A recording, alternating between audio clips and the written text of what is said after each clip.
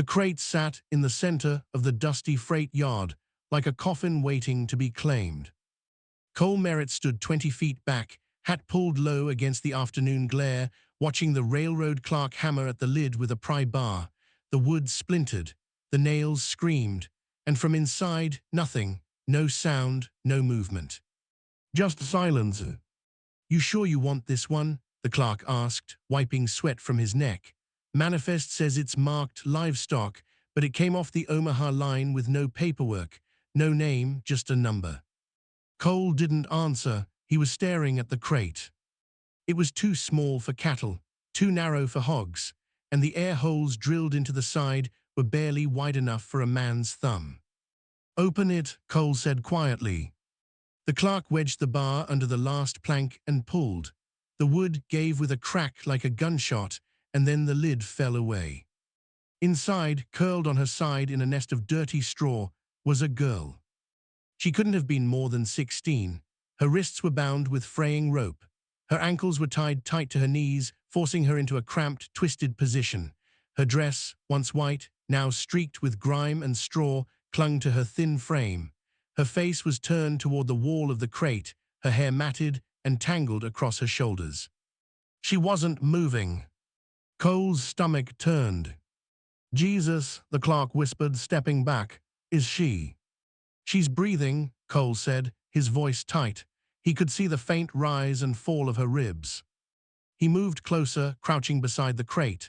The smell hit him, sweat, urine, fear. She'd been in there for days, maybe longer. Miss, he said softly. Her body went rigid. It's all right, Cole tried again. You're safe now, I'm gonna cut those ropes. She didn't turn, didn't speak, but her breathing quickened, short, shallow gasps that made her shoulders tremble. Cole reached for his knife. Don't. The word was barely a whisper, but it stopped him cold. Don't look there. Her voice was hoarse, broken, not a cry for help, a plea for mercy. Cole froze, his hand hovering over the ropes. He didn't understand until he saw the way her body was positioned, the way her legs were pulled back, the way her dress had ridden up, exposing the bruises on her thighs. She wasn't just bound. She was displayed. Cole's jaw tightened. He pulled his coat off and draped it over her legs before cutting the ropes at her ankles, then her wrists. She didn't fight him, didn't move, just lay there trembling. Can you sit up? He asked gently. She shook her head, still facing away from him. All right, I'm gonna lift you out. Is that okay? No answer. He slid his arms beneath her carefully, one under her shoulders, one under her knees, and lifted. She was lighter than she should have been. Her head lolled against his chest, and for a moment he thought she might have passed out, but then her fingers curled weakly into his shirt. Where do I take her? The clerk asked, his face pale. My wagon, Cole said, and find a doctor. Doc Harris left town 2 days ago. Then find someone else. Cole carried her across the yard, past the freight office, past the men loading cargo onto the evening train. A few looked up, most didn't. In a town like Ashford, people learn not to ask questions. He laid her gently in the back of his wagon, cushioning her head with a folded blanket. Her eyes were open now, dark and glassy, staring at nothing. What's your name? Cole asked. She didn't answer. Do you know where you came from? Who put you in that crate? Still nothing. Cole sat back on his heels, studying her face. There was something familiar about her, something he couldn't place, the shape of her jaw, the line of her nose. And then she spoke. Meet my twin. Her voice was flat, empty, like she was reciting words she'd been told to say. Cole frowned. Your twin. Her gaze shifted, just slightly, toward the freight yard. And that's when Cole saw it. Another crate, smaller than the first, sitting alone near the edge of the platform. His blood went cold. He stood slowly, his heart pounding in his ears, and walked back toward the yard. The clerk was still there, leaning against a post, smoking a cigarette. That crate, Cole said, pointing. What's in it? The clerk glanced over, Don't know, came in on the same shipment, no manifest for that one either. Cole crossed the yard in long strides and knelt beside the smaller crate. This one had no air holes. He pressed his ear to the wood. Silence. His hands shook as he grabbed the pry bar and wedged it under the lid. The nails came free easily, too easily, like someone had opened it before. He lifted the lid. Inside, wrapped in a stained white blanket, was a child. A boy no older than 4. His skin was grey, his lips were blue, his eyes were half open, staring at nothing. He'd been dead for days. Cole staggered back, bile rising in his throat. He turned away, gripping the edge of the platform, trying to breathe. Meet my twin. The girl's words echoed in his mind. Not a twin, a brother. And she'd been forced to ride in that crate, bound and helpless, while her baby brother suffocated in the box beside her. Cole wiped his mouth with the back of his hand and forced himself to look again. The boy's small hands were curled against his chest. Around his neck was a leather cord with a single brass button hanging from it, worn smooth, like it had been touched 1,000 times.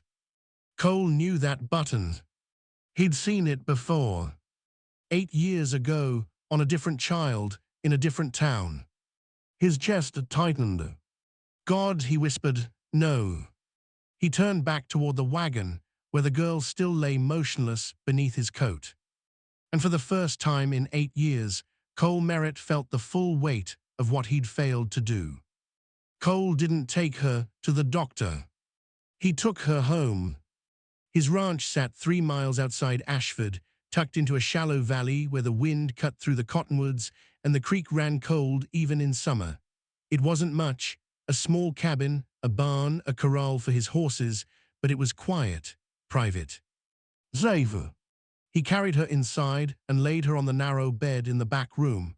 She didn't resist, didn't speak, just stared at the ceiling with those empty, glassy eyes.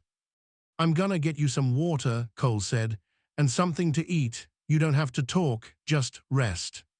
He stepped into the main room and stood there for a moment, gripping the edge of the table, trying to steady himself. The boy's face wouldn't leave his mind. That brass button. He crossed to the old chest in the corner and pulled out a small leather pouch. Inside were things he hadn't looked at in years, a faded letter, a broken watch, a handful of coins. And a brass button, identical to the one around the boy's neck. Cole sank into the chair, the button heavy in his palm. 8 years ago, he'd been riding through a town called Bitter Creek. He'd stopped at a ranch to water his horse, a place owned by a man named Samuel Dorrance. Samuel had a wife, 3 children, the youngest couldn't have been more than 2. Cole had stayed for supper. Samuel's wife had mended a tear in his coat and sewed the button back on. She'd laughed when the youngest boy grabbed it, turning it over in his tiny hands like it was treasure. He loves shiny things, she'd said. 2 days later, Cole heard the rumors. Federal soldiers were coming. Samuel Dorrance had been accused of selling grain to Confederate sympathizers during the war 4 years after the war had ended. It didn't matter that the accusations were false. It didn't matter that Samuel had never taken a side. The soldiers came anyway. They burned the ranch, took the land. Samuel and his wife were arrested. The children were seized and sold off, some to orphanages, some to labor camps, some to worse. Cole had been 20 miles away when it happened. He could have ridden back, could have warned them, could have done something. But he didn't. He told himself it wasn't his fight, that getting involved would have only gotten him killed. He'd been a coward. And now, 8 years later, one of those children was lying in his bed, and another was dead in a crate at the freight yard. Cole closed his fist around the button until the edges bit into his palm. He walked back into the room. The girl was sitting up now, her back against the wall, his coat pulled tight around her shoulders. Her eyes followed him as he entered, wary and unblinking. Your name, Cole said quietly, is it Dorrance? Her expression didn't change, but her breathing quickened. Eliza Dorrance, Cole continued, daughter of Samuel and Mary, you had two brothers, the youngest was named Thomas. Her hands tightened on the coat. I was there, Cole said, his voice rough. 8 years ago, I stopped at your father's ranch. Your mother sewed a button onto my coat. Thomas, he played with it while she worked. Eliza's jaw trembled. 2 days later, the soldiers came. I heard what happened. I could have warned your family. I could have ridden back, but I didn't. He held out the brass button. I kept this, he said, not because I deserved it, because I wanted to remember what silence costs. Eliza stared at the button for a long moment, then her gaze lifted to his face. You knew, she whispered.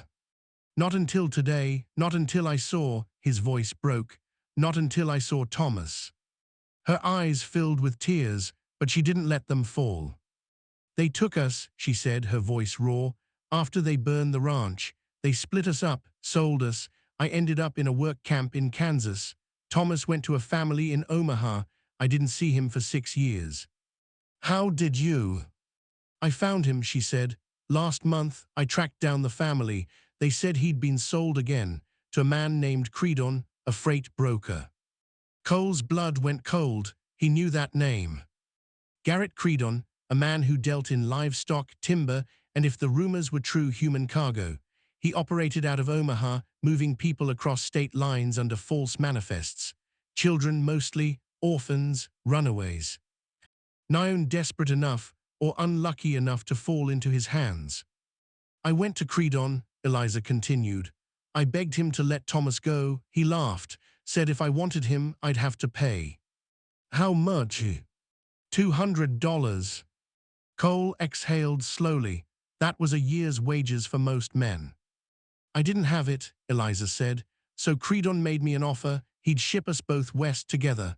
Said a rancher in Nevada had paid for a girl and a boy. We'd work off the debt. 5 years, he said, then we'd be free. She pulled the coat tighter. He put us in those crates 3 days ago, said it was safer, faster, no one would ask questions. Her voice dropped to a whisper. Thomas started coughing the first night. By the second day, he wasn't moving anymore. I screamed. I begged them to open the crate. They didn't. A tear slid down her cheek. I heard him die, and I couldn't do anything. Cole's hands curled into fists. Where's Credon now? He asked. I don't know. He travels with the freight lines. Could be anywhere. He'll come back, Cole said. When you don't show up in Nevada, he'll come looking. Eliza looked up at him, her eyes hard. Good. Cole met her gaze. I failed you once, he said. I won't do it again. She didn't answer, just stared at him, weighing his words like a judge weighing a verdict. Finally, she nodded. Then help me bury my brother. They buried Thomas at dawn. Cole dug the grave himself, beneath a cottonwood near the creek where the ground was soft. Eliza stood beside him, silent and still, holding the small bundle wrapped in clean linen. When the hole was deep enough, Cole climbed out and stepped back. Eliza knelt and lowered her brother into the earth. She didn't cry, didn't speak, just placed one hand on the linen and closed her eyes. Cole waited. After a long moment, she stood and stepped back.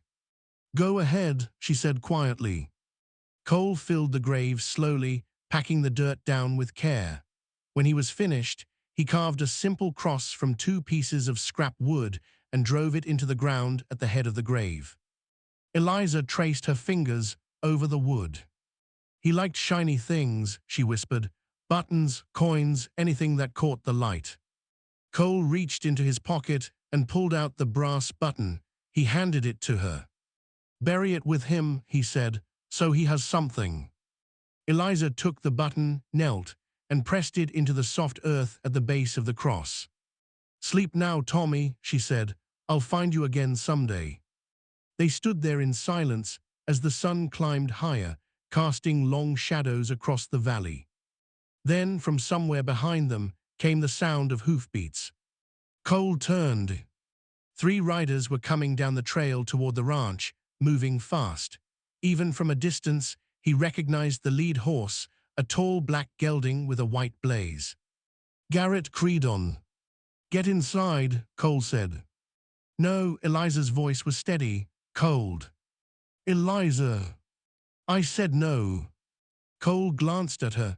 Her hands were trembling, but her jaw was set. All right, he said, but stay behind me.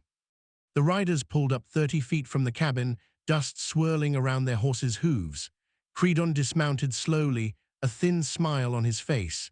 He was a tall man, well-dressed, with a neat beard and sharp eyes that missed nothing. The 2 men with him stayed on their horses, hired guns by the look of them. One carried a rifle across his saddle. The other had a revolver on his hip. Mr. Merritt, Creedon said pleasantly, I believe you have something that belongs to me. She doesn't belong to anyone, Cole said. Creedon's smile widened. Legally she does. I have a contract, $200 paid in advance for transport and placement. The girl and the boy were to be delivered to a ranch in Carson City. Instead, I find the boy dead and the girl here. The boy died because you stuffed him in a crate like livestock, Cole said, his voice hard. Tragic, Creedon said, without a trace of sincerity, but not my concern. The contract is still valid. The girl owes 5 years of labor. If you're interested in purchasing the contract, I'm willing to negotiate. I'm not. Creedon sighed. Then I'll have to insist she come with me. She's not going anywhere. Creedon's smile faded. Mr. Merritt, I don't think you understand the situation. I have legal authority here. The girl is indentured. That means she's bound by contract. If you interfere, you'll be charged with theft. Theft, Cole repeated flatly. Of human property, yes. Eliza stepped forward. I'm not property. Creedon's gaze shifted to her, cold and appraising. You signed the contract, girl. Your mark is on the paper. That makes you mine until the debt is paid. I didn't sign anything, Eliza said. You forged my mark. Prove it. Eliza's hands curled into fists. Creedon glanced at his men, then back at Cole. I'll give you one more chance, Merritt. Hand her over, or I'll have the sheriff out here by nightfall. Go ahead, Cole said. Sheriff Talbot's known me for 15 years. He'll listen. Will he? Creedon's smile returned. Because I've done business with Talbot before, and I think you'll find he's more interested in keeping the peace than making enemies. Cole's jaw tightened. Creedon took a step closer. Here's what's going to happen, he said. You're going to step aside. The girl's going to get on that horse, and we're all going to forget this unpleasantness ever happened. And if I don't? Creedon's expression hardened. Then I'll make sure everyone in Ashford knows you're harboring stolen property. I'll have your ranch seized, your livestock sold, and you'll spend the next 5 years breaking rocks in a territorial prison. He let the words hang in the air. Your choice, Merritt. Cole didn't move. For a long moment, the only sound was the wind moving through the cottonwoods. Then Eliza spoke. I'll go. Cole turned sharply. No. I won't let him take everything from you, Eliza said. Not because of me. Eliza. It's done, she said quietly. She started toward Creedon's horse. Creedon grinned. Smart girl. And that's when the second set of hoofbeats sounded from the ridge. Cole looked up. 4 riders were coming down the slope, ranch hands from the neighboring spread. Men Cole had worked beside for years, men who'd heard the commotion and come to see what the trouble was. The lead rider, a grizzled man named Ben Carver, pulled up beside Cole's wagon and dismounted. Everything all right here, Cole? Ben asked, his hand resting casually on his gun belt. Creedon's smile faltered. This is a private matter, he said. Doesn't look private, Ben said. He glanced at Eliza, then at the fresh grave near the creek. Looks like someone's been burying children. One of Credon's men shifted uneasily in his saddle. Credon's jaw tightened. I have legal authority.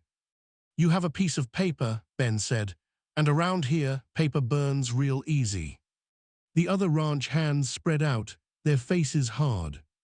Credon looked from Ben to Cole, then back to his men. This isn't over, he said coldly. Yeah, Cole said, it is. Credon mounted his horse, his expression dark. You'll regret this, Merritt. He turned and rode off, his men following. The dust settled slowly. Ben looked at Cole. You need anything, you let us know. Thanks, Ben.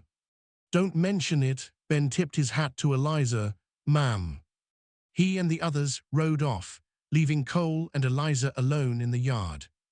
Eliza was staring at the ground, her shoulders shaking. You didn't have to do that, she said. Yes, Cole said, I did. So let me ask you something. If you were Cole, would you have opened that door? Would you have risked everything, your land, your freedom, your life, for a girl you barely knew? Take a breath, think about that. Because here's the truth Cole was learning. Redemption doesn't come cheap, and the cost of silence is always higher than the cost of standing. If you're still with me, tap subscribe so you don't miss how this turns out. Tell me in the comments, what time is it where you are? Are you listening at work, at home, on a long drive? I want to know you're here. Now back to the story. The days that followed were quiet. Eliza didn't talk much. She'd sit on the porch in the early mornings, wrapped in Cole's coat, staring out at the valley. Sometimes she'd walk down to the creek and stand by Thomas's grave. Cole never followed her. He gave her space. But he watched. One afternoon, he found her in the barn, mucking out the stalls. You don't have to do that, he said. I know, she said, not looking up, but I need to do something. Cole picked up a second shovel and worked beside her in silence. When they finished, Eliza leaned against the fence, wiping sweat from her forehead. Why'd you keep the button? She asked suddenly. Cole paused. Guilt, he said simply. I wanted to remember what it felt like, so I wouldn't make the same mistake again. Eliza studied him. Did it work? No, Cole admitted, not until today. She nodded slowly. My father used to say guilt's a fire. You can let it burn you up, or you can use it to light the way forward. Smart man. He was, her voice softened. He didn't deserve what they did to him. No one does. Eliza was quiet for a moment. You think Credon's really gone? No, Cole said honestly. Men like him don't give up. He'll come back, maybe not today, maybe not next week, but he'll come. And when he does, we'll be ready. Eliza looked at him, her expression unreadable. You don't owe me this. I owe you more than this, Cole said. I owed you 8 years ago. You couldn't have known. I knew enough. His voice was rough. I knew your family was in danger. I knew the soldiers were coming, and I rode away. You'd be dead if you'd stayed. Maybe, but at least I wouldn't have spent 8 years wondering if I could have made a difference. Eliza turned back toward the valley. Thomas used to ask about our parents, she said quietly, every night. Where's Ma W? Here's Pa, when are they coming? I didn't know what to tell him, so I lied. I said they were coming soon, that we just had to wait a little longer. Her voice broke. He believed me, right up until the end. Cole didn't know what to say, so he just stood there, letting her words settle in the space between them. After a long moment, Eliza wiped her eyes and straightened. I'm not going to let Credon win, she said. I don't care what it takes. Neither am I, Cole said. She looked at him. Then we're agreed. Agreed. That night Cole cooked supper, salt pork, beans, and cornbread. Eliza ate slowly, like she wasn't used to having enough. When's the last time you had a full meal? Cole asked. 2 years, she said, maybe 3. Cole's jaw tightened. You'll have 3 meals a day here, he said. Every day. until you're strong enough to decide what comes next. Eliza set down her fork. What if I don't know what comes next? Then you stay, Cole said, as long as you need. You'd do that. I would. She was quiet for a moment, studying his face. You're not what I expected, she said. What did you expect? I don't know, someone who'd turn me over, someone who'd take Credon's money and walk away. I thought about it, Cole admitted. Eliza's eyes widened. For about 5 seconds, Cole added, then I remembered what cowardice looks like, and I didn't like the reflection. Eliza smiled, just a little. It was the first time Cole had seen her smile. Thank you, she said quietly. Don't thank me yet, Cole said. We're not out of this. No, Eliza agreed, but we're not alone either. Cole met her gaze. No, he said, we're not. Outside, the wind moved through the cottonwoods, carrying the scent of rain. The fire crackled in the hearth, and for the first time in days, the cabin felt less like a shelter and more like a home. Credon came back 6 days later. This time, he brought the sheriff. Cole saw them coming from the ridge, 2 riders, moving slow and deliberate. He recognized Sheriff Talbot's gray mare. Stay inside, Cole told Eliza. No, Eliza. I'm not hiding anymore. Cole exhaled slowly, then nodded. They waited on the porch. Talbot dismounted first, his expression weary. Credon followed, his face smug. Cole, Talbot said, removing his hat, we need to talk. About what? About the girl. She's not going anywhere, Jim. Talbot sighed. Cole, I don't want trouble, but Mr. Credon here's got a legal contract, says the girl owes him labor. Now, I know you're a good man, but the law's the law. The law, Cole said, his voice hard. The same law that lets soldiers burn innocent families out of their homes. The same law that lets men like Credon sell children like cattle. Cole. She's not property, Jim, and I'm not handing her over. Talbot looked pained. Then I'll have to arrest you. For what? Interference with a legal contract, theft of indentured property. Credon smiled. And then, from the ridge, came the sound of hoofbeats. A lot of them. Cole looked up. Ben Carver was riding down the slope, but he wasn't alone. Behind him were a dozen men, ranch hands, farmers, shopkeepers, men Cole had worked with, traded with, lived beside for years. They pulled up in a loose semicircle around the cabin. Ben dismounted and walked over to Talbot.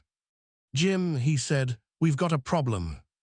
Talbot frowned. What kind of problem? The kind where a man ships dead children in crates and calls it legal. Credon's smile vanished. That's a lie. Is it? Ben looked at Eliza. Ma'am, how old was your brother when he died? 4, Eliza said, her voice steady. And how long were you in that crate? 3 days. And did anyone give you food, water? No. Ben turned back to Talbot. That sound legal to you, Jim? Talbot's jaw tightened.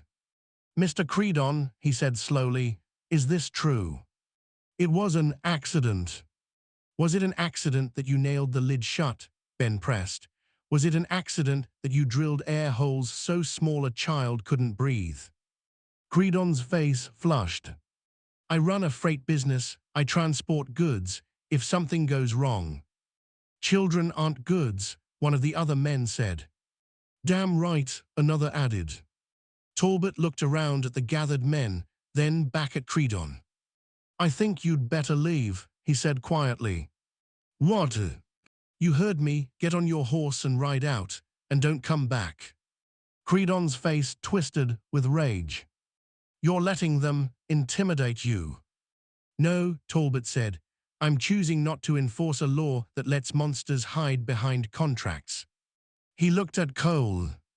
The girl stays with you. If Credon comes back, you let me know. Thanks, Jim.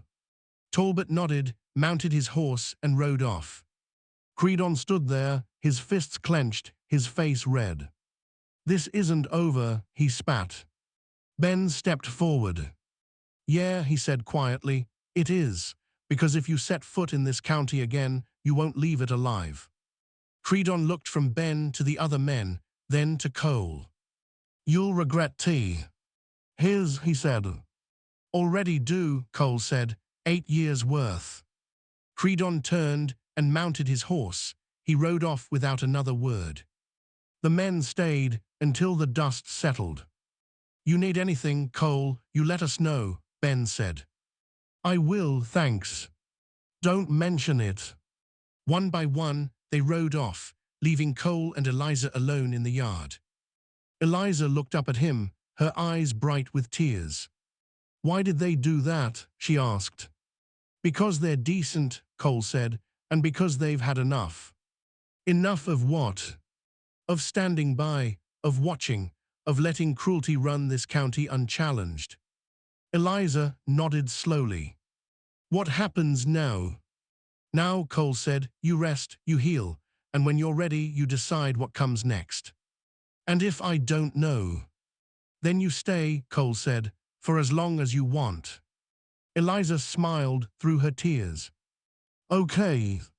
3 months later, Cole stood by Thomas's grave, a small wooden cross in his hands.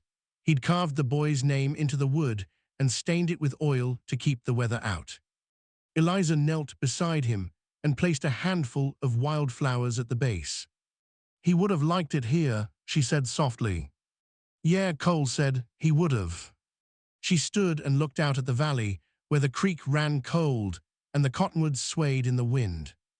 "I think I'll stay," she said. Cole looked at her. "You sure?" "I'm sure." "All right then." They walked back to the cabin together, side by side, as the sun dipped lower and the shadows grew long. Behind them, the wind stirred the grass around Thomas's grave. And for the first time in 8 years, Cole Merritt felt the weight of guilt begin to lift. Not gone, just lighter. Because silence has a cost. But so does standing. And in the end, the choice between the two is what makes us human.